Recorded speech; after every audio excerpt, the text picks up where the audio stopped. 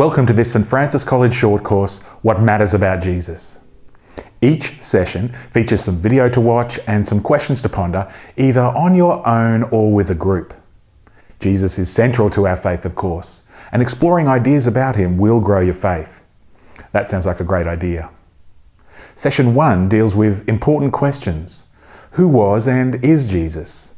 How can we trust that he was a real individual? And how do the miracles fit in? Why does all of this matter? Archbishop Philip Aspinall starts us off. As a distinguished thinker of the national church and beyond, Philip will help you explore these questions, questions that matter.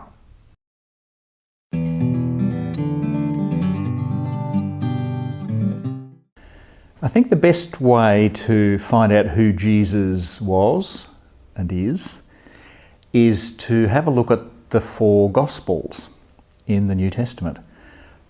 There are 4 different Gospels written by 4 different people, directed to communicate with 4 different audiences. So there are differences between them, but huge similarities as well.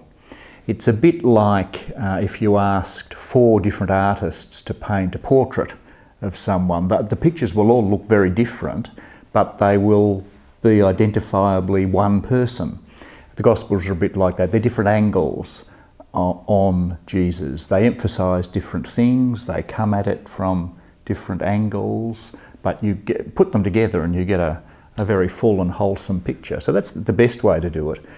And if you read the Gospels, each one of them in their own way makes it very clear that Jesus was a remarkable person because of what he did and what he said. He was very familiar with the Jewish law. He knew the law inside out, and at one level he was a teacher of the law. But he interpreted it and applied the law in a remarkably striking kind of way, different from all the other teachers around him. He really emphasised mercy and compassion instead of condemning people who failed. Jesus also kind of taught and applied the law in a way that took people's breath away. They said, how does he teach with this authority?